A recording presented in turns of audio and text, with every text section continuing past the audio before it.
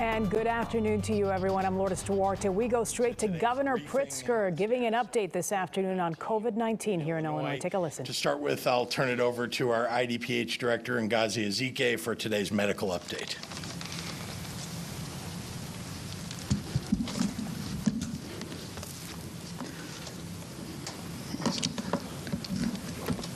I am a firm believer in the people. If given the truth, they can be depended upon to meet any national crisis. The great point is to bring them the real facts. That's a quote from Abraham Lincoln. I shared this quote on March 30th, and I think now, even more than 4 months later, these words are still so true. The great point is to bring them the real facts. That's what we're trying to do here.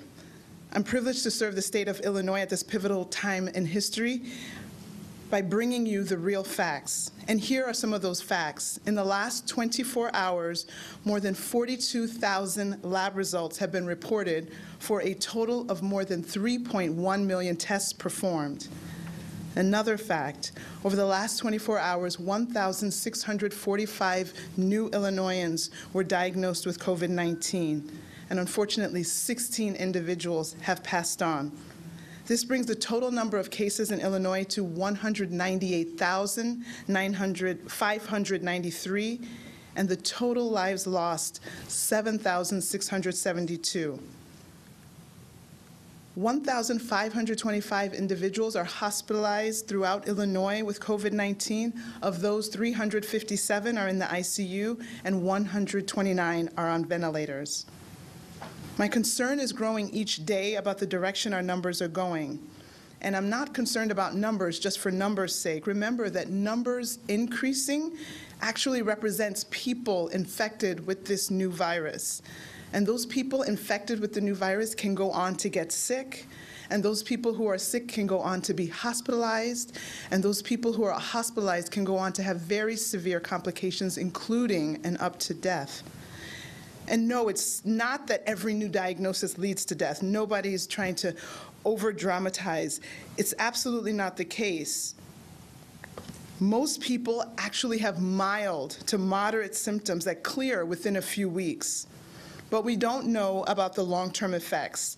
And there are smaller numbers that suffer severe symptoms, and in some cases, of course, death. And yes, the older you are, the higher the risk, but we also know that people of all ages have passed on from this virus.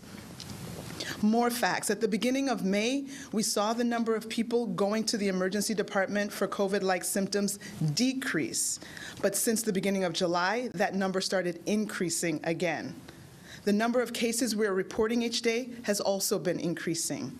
The positivity rate has been increasing. These are all facts. So let's bring the numbers down by using simple but effective tools that we do have to fight against this enemy. That includes masking, hand washing, and distancing, 6 feet. Businesses are hurting financially, families of loved ones in nursing homes are hurting emotionally, kids unable to be in school may be hurting mentally, and many of us are hurting socially. For those of you who have lost friends or families to COVID-19, you know what the worst case scenario looks like. We as individuals and as communities have been traumatized to varying degrees by this virus and ensuing pandemic. Fact, this is not a normal event. And as all trauma, this has caused alternating and varying amounts of fear, of anxiety, of panic, and for some, denial. We're all faced with tough decisions, and these tough decisions and tough questions require even tougher answers, and no answer satisfies everyone. But we're all in this together, like it or not, and your actions impact me, and my actions impact you. So we need to be decent and understanding and respectful of each other. Even if you think that masks don't help, then prove us wrong. Ask everyone to wear a mask, and let's prove to the scientists that, in fact, they don't decrease the mask wearing. Let's give it a shot. Please wear the mask. We have to wear it correctly. That means making sure your nose is covered as well, not just your mouth. Let's do what's right. Protect ourselves. Let's protect each other. Let's wear our mask. Let's wash our hands. Let's maintain 6 6 feet of distancing. What do we really have to lose? Creo firme en la gente. Si compartes la verdad, puedes depender en ellos para enfrentar cualquier crisis nacional. El gran punto es traer los hechos reales. El gran punto es traer los hechos reales. Tengo el privilegio de servir al Estado de Illinois en este momento crucial de la historia, trayendo los hechos reales. Estos son algunos de esos hechos. Hoy reportamos más de 1,600 personas nuevas con COVID-19 y 16 personas con COVID-19 que han perdido su vida. En total hay más de 98,000 casos de COVID-19 reportados en el estado y el número total de vidas perdidas son más de 7,600. Desde anoche, 500 personas en Illinois estaban en el hospital con COVID-19. De ellos, 357 pacientes estaban en la unidad de cuidados intensivos y 129 pacientes estaban en ventiladores. En las últimas 24 horas, más de 42,000 pruebas de COVID-19 fueron hechas. Mi preocupación crece cada día sobre la dirección de nuestros números. Un recuerdo, el número de casos confirmados nos dice que más gente se infecta y enferma y luego van al hospital y posiblemente puede resultar en más muertes. No conocemos los efectos a largo plazo. Es una pequeña minoría que sufre síntomas graves y en algunos casos la muerte. Y sí, la gente de mayor edad tiene más riesgo. Sin embargo, ha habido muertes en todas las edades, incluidas personas menores de 30 años. En principios de julio comenzamos a ver los números crecer de personas visitando al Departamento de Emergencias. El número de casos confirmados que reportamos cada semana también ha aumentado, al igual la tasa de positividad. Tenemos que reducir los números de casos confirmados y tomar medidas preventivas que todos sabemos que funcionan para evitar una segunda ola seria. Es difícil, lo sé. Las empresas están sufriendo económicamente.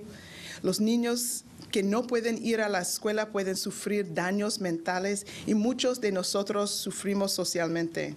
Nosotros como individuos y como comunidades hemos sido traumatizados en diversos grados por este virus y esta pandemia.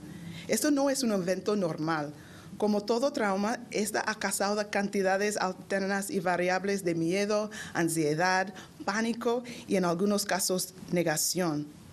Estamos juntos en esta lucha. Tus acciones me impactan y mis acciones te impactan a ti. Por favor, haga lo correcto. Usa tu cubrecara y no olvide cubrir tu nariz, no solo tu boca. Lava tus manos y mantenga tus distancias. Gracias para su apoyo. And with that, I will turn it back over to Governor Pritzker. Well, thank you very much, Dr. Dr. Ezike and I are joined today by the Acting Director of the Department of Commerce and Economic Opportunity, Michael Negron, by Karen Freeman Wilson, the President and CEO of the Chicago Urban League, and by Vanetta Roy, owner of South Shore Surf here in Chicago. I want to dedicate today's conversation to the economic pain that COVID-19 has visited upon us. Just like the virus attacks our most vulnerable people, it also hits our most vulnerable parts of our economy. It's our small businesses, our working families, our communities of color that have paid the highest price. Fighting the virus's effects on the health and safety of Illinoisans has been a top priority for me from the very beginning. And battling the economic effects of COVID has been just as important. Months ago, I recognized that we needed to prevent a housing crisis, so I banned residential evictions and placed a moratorium on utility shutoffs. Protecting jobs has been a top priority too, so I halted vehicle repossessions and launched new small business support programs. In June, we expanded assistance for those in need of food and temporary shelter, help with utility bills, and other essential services. And 2 days ago, I launched the largest rental assistance program in the nation. Today, I'm building on our work to preserve jobs and save small businesses.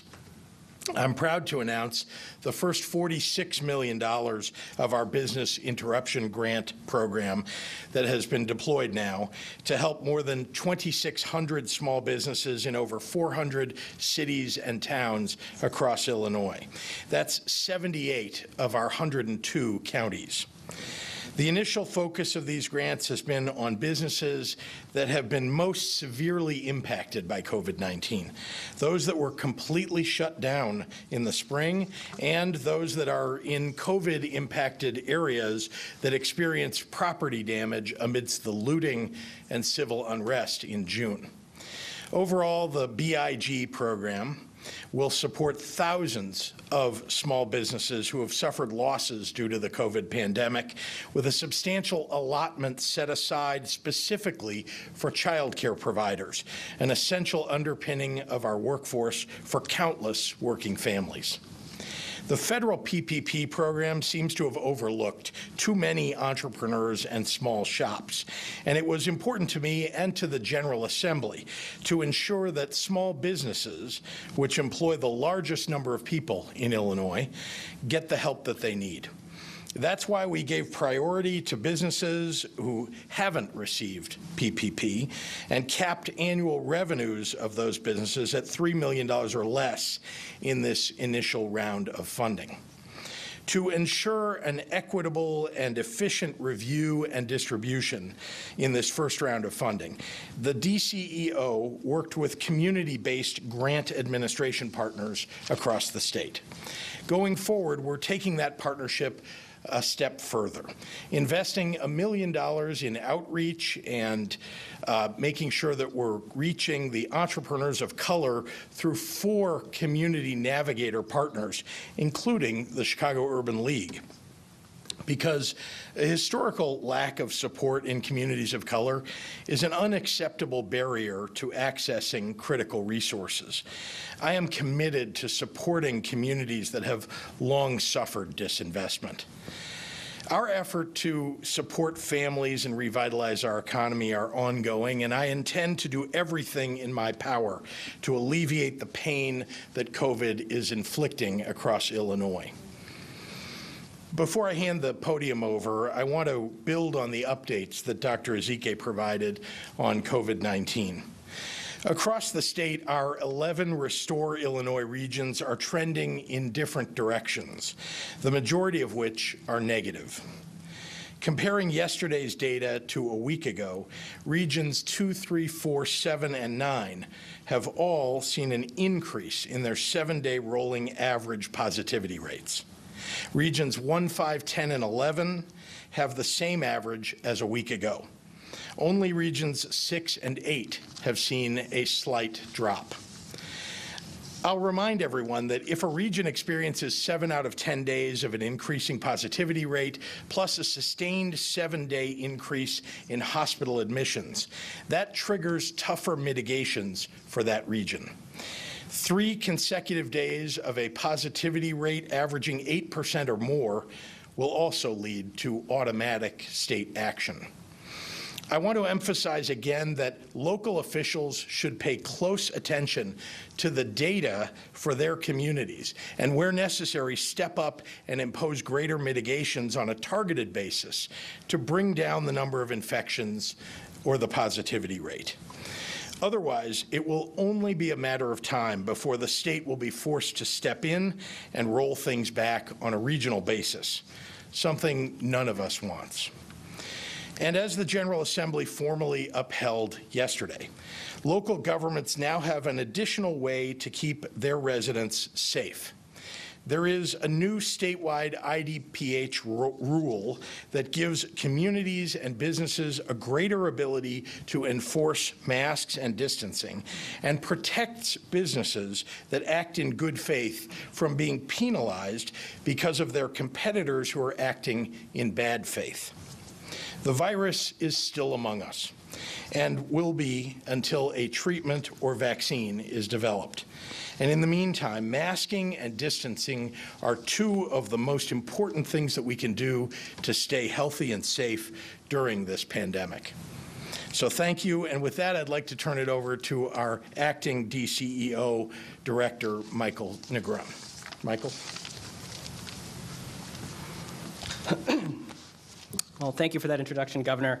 My name is Michael Negron. I am currently the Acting Director of the Illinois Department of Commerce and Economic Opportunity, DCO for short.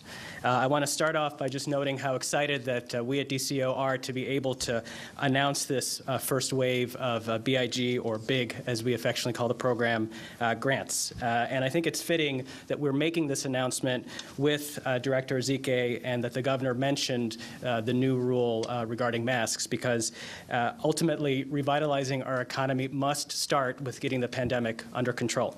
That means following the public health guidelines, wearing a mask, maintaining a safe social distance of 6 feet, and washing your hands regularly. As Governor Pritzker just mentioned, the first round of our Illinois Business Interruption Grants, or the BIG program, will extend a lifeline to more than 2,600 businesses with $46 million in grants, ranging from $10,000 to $20,000 grants, to cover losses due to the economic downturn created by this pandemic. These businesses represent our local barbers, local restaurants, gyms, and much, much more. They are part of the fabric of their communities. In developing this program, the DCO team and the Governor's office made equity a central focus of the program, and we can see it in the results. Half of the businesses receiving awards today in this round are minority-owned. More than $24 million in grants will benefit businesses in zip codes that have been disproportionately hit hard by this pandemic. Overall, this round of big grants will support businesses across 400 communities, from Springfield to Schaumburg, Peoria and Rockford, Aurora, from Chicago on down to Carbondale. But we know that there are thousands more that still need help. That's why DCO is working with the Governor's team to finalize plans for additional rounds, which will continue to support businesses that have faced reduced operations or suffered a major dent in foot traffic, like restaurants and retail. But at the same time, the next rounds of BIG will include targeted initiatives for other sectors that may not return to normal for many months, such as performing arts and live music venues, event spaces, indoor recreational facilities, movie theaters, and more. Upcoming waves of grants will also follow the equity and fairness goals established by the Governor and the General Assembly, with more than half of available funds devoted to downstate and roughly 1/3 in communities that have been hit hard by the pandemic. We expect to open the application for the next wave of funds in the coming weeks. Businesses who want to learn more or stay in touch to follow updates can visit our website at illinois.gov/DCEO. That's illinois.gov/DCEO. But we know it's not enough just to post an application online and hope for the best. There's a long history of small and minority-owned businesses having trouble accessing the resources they need to invest and to grow, as well as to access loans and other government programs. That's why, with a $1 million investment, DCO will strengthen its minority business outreach by partnering with 4 new community navigators. These partners will help train and assist small business organizations statewide to provide the technical assistance that businesses need to apply successfully to BIG and other programs. Our partners include the Illinois Business Immigration Coalition, the Greater Auburn Gresham Development Corporation, the Resurrection Project, and of course the Chicago Urban League. Now I'd like to introduce Karen Freeman Wilson of the Chicago Urban League, a great partner of ours and a longtime small business advocate who will help us make this program and others like it as much of a success as possible. Thank you.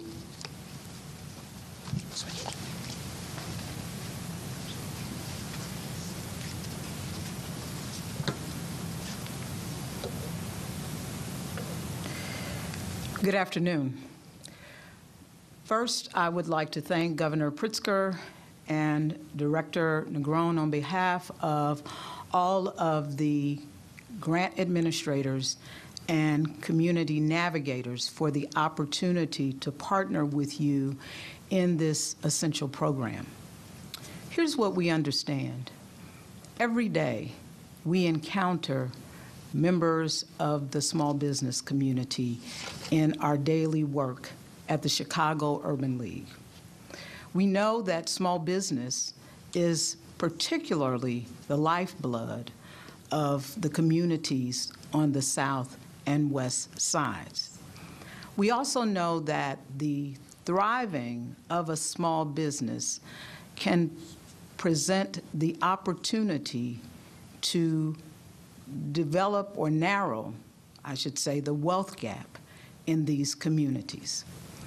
And so, like many of you, none of those business owners thought at the beginning of the year, as they planned for the growth and expansion of their businesses, that they would be hit by first a pandemic and the closing of most of those businesses as a result of that pandemic, and then the civil unrest that led to further destruction in those businesses. And so, Governor, as you've already said, this program presents a tremendous opportunity for those businesses. Because even though they come to us to ask for advice about marketing during a pandemic or pivoting their product through a pandemic or thinking ahead to look towards the next interruption in their business, as good as that advice and mentoring may be, there is nothing that can change the trajectory of a business like the infusion of revenue. And so that's what we have been able to do through this program.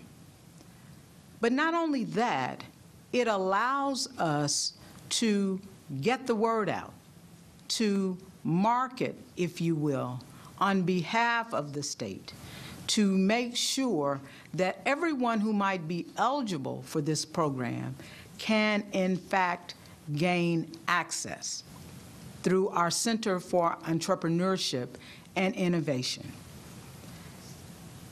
I know from experience as a small business owner that this program can be the difference between sustaining your business through a difficult time and having to suspend operation either temporarily or permanently.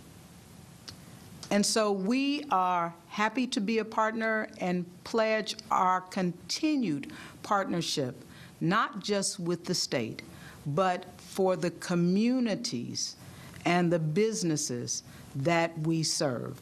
And we want to provide our thanks on behalf of those businesses. Now, we're excited at this time to introduce one of those business owners. Her name is Vanetta Roy, and she is the owner of Surf's Up in Old Town and in South Shore. And as she will tell you, it's a business that I'm sure we'd all love to patronize. Ms. Roy.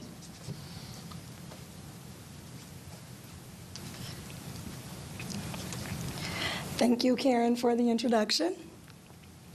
I am very excited about being a recipient of the BIG grant offered through the state of Illinois and Governor Pritzker. As a Chicago public school teacher and a business owner, I understand the importance of employment within the communities that we serve. Therefore, this money will be used for hiring, training, and to fully get back on track as we were prior to the events of COVID-19 and the civil unrest. As a Black woman in business, this money will allow me to continue to progress and to be successful and to show that we as a people can be just as successful as anyone else. I would like to thank Governor Pritzker, the state of Illinois, for this opportunity. And I would also like to thank Tyre Trice with the South Shore Chamber, who has been supportive throughout my entire journey of 6 years in the South Shore community. Thank you. I'm going to turn this back over to Governor Pritzker. Thank you very much, Vinay. I want to just make one remark about, how heroic our small business owners are, and the work that Chicago Urban League does to support those small business owners. This is a very, very trying time. It's a trying time for small businesses even in normal times.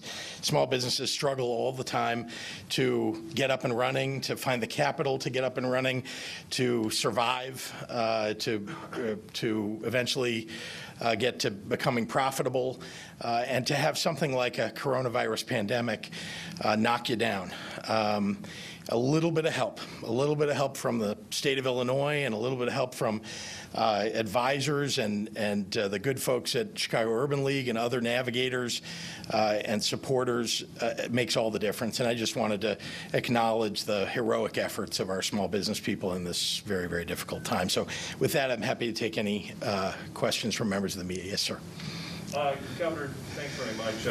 Dr. Ezike is saying that the numbers were looking good in May. They were going down on all measures, and the numbers were going the wrong way in July, including the positivity rate. Now at ABC News, we've just learned that a very well-known forecast out of Philadelphia is saying, this is from the Children's Hospital of Philadelphia, is saying that Chicago is going to be one of the upcoming hotspots, along with perhaps Boston and Baltimore. That the next 4 weeks are going to be, the forecast is not good. What are your thoughts? Well, I think you've seen me, heard me say for the last several weeks that this is a make or break moment for Illinois and for the city of Chicago. That is why I've traveled the entire state. I've spent every day focused on how to bring these numbers down. We're doing everything that we can in this process. We're monitoring closely. We're encouraging local efforts toward mitigations, because that can have an enormous impact at the local level, the hot spots that are occurring across the state. If we can bring those numbers down, and you've seen the work at the city of Chicago to do that too, we're all working hard to get this done. It's why the rule that we got passed yesterday was so important. It's one more step in a series of steps along a path to make sure that we don't become a hot spot. One of the things they're saying specifically, Charlie, if I could, especially in Cook County, trips to non-essential businesses have fallen less than a third of their pre-pandemic levels, when what the recommendation is it should be about half. Are you worried that people are still moving around too much, that they're forgetting, that they're making the mistakes that we made earlier? So, number one, there's no doubt, as you've seen the mobility data, that has an impact on transmission rates. But you know what has an even bigger impact on transmission rates to bring them down? Wearing a mask, making sure that you're maintaining social distance. That has a tremendously positive effect, and it's why I've been talking it up so much. It's why we have a campaign running on social media, on television, and otherwise, and it's why I wanted to get the rule passed. To be clear, we don't want to go back to where we're shutting things down. We don't want to. It's the last thing that's on my mind if I can avoid it. But the truth is that if we keep going in the wrong direction, we will inevitably get there. If we keep moving in the wrong direction. That's why I want everybody to take personal responsibility. It's why I want businesses to take responsibility for those indoor spaces that they control. And it's why it's so important that kids going back to school, parents, teachers, paraprofessionals, and so on, that everybody wear a mask and maintain social distance. Because we can get through this if everybody will do that. You've heard that from the experts. You saw I had a press conference on Sunday with some of the best experts in the world who said exactly what I just said. We can lick this thing. If people will just follow those basic rules, we can get our transmission rates down significantly. To that end, Governor, might you be at one point requiring masks to be worn outside as well as inside, and perhaps setting up some kind of structure to enforce that? Well, we do. now have a mask mandate even outside. If you're outside and walking around and can't maintain social distance, which, by the way, on a typical busy street in the city of Chicago, you can't maintain social distance without a mask. You just can't. People walking by each other, you're coming in close proximity to someone who, by the way, is facing you. And people in front of you who might be, aspirating, or they might be coughing or, sneezing or whatever, those particles remain in the air. And if you don't wear a mask, and if they're not wearing a mask, then there is a much easier ability to transmit the virus. Have to wear masks, and very important, even in rural areas of Illinois. If you're going to an area, a town, a business, a gathering spot for people in your area, and you're going to be in close proximity with people, wear a face covering. Is that a mandatory? It is. It's mandatory in the state of Illinois. We have a mask mandate in the state of Illinois, and obviously we passed a rule yesterday that assists us mightily, and mostly assists businesses in trying to make sure that their competitors who are not following those mandates are now required to. Governor, I'd like to Yes. ask a question about the civil unrest. Black Lives Matter Chicago had a protest demonstration outside CPD District 1 on Monday, in which they were demanding that freedom fighters be released, and saying that this was people being held for taking reparations from corporations. Basically, they were in support of looters saying our lives have been. I'd like your thoughts about that. Well, I don't know what was said at that rally, so let me just say several things. First of all, anybody who is looting or shooting or breaking the law should be held responsible, period, end of sentence. So, let's set that as a baseline. People who are protesting and voicing their concerns and standing up for people's rights and doing it in a peaceful fashion, they have every right to do that. But those are two very different things. And we need to at least recognize that all of us who have stood up for Black Lives Matter, who care deeply about the city, are standing up for the right to peacefully protest, and standing up for the fact that black communities, frankly, all communities of color, have been disinvested from, and that it's time for us to step up and do the right thing. This is part of what you're hearing us do here, even with the BIG program. One more question. About the BIG program, 46 million basically has been identified now to go out to clients. The original thought was 60. Is that thought going to get any bigger? Bigger than 60? Because this certainly will get to the 60, that's for sure. Yes, there is an allocation. Hundreds of millions more is allocated in the budget, I might add. So this is, a program that's going out there. We just, you have to do it in tranches. You want to make sure you're focusing it, getting it right, giving it to the people who need it most. That takes just a little bit of time, application process and so on. And so we've got the first 60 million, well, 48 million, and the rest will go out shortly. And then there'll be other tranches that we'll be announcing and getting the money out to people. It's important for us to move as quickly as we can, but also responsibly, so that we don't see the problems that the federal government programs often have had, where they don't really have the proper rules in place, and then you end up with issues, problems, fraud, et cetera. But that is something that I think we're avoiding by doing it through DCEO and through a specialized application-based process. Question, Representative Johnson Carroll, you'll like this, Robbie, asked whether you would consider moving non-contact hockey to a lower level. Hockey is at a high risk. Are you a hockey player?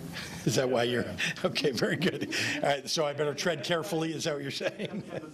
Yeah. Basketball is at a lower risk than hockey. Yeah. Hockey itself, there's no contact. You're wearing a mask, you're wearing a helmet, you're wearing gloves. Let me be clear. We take all requests seriously like that.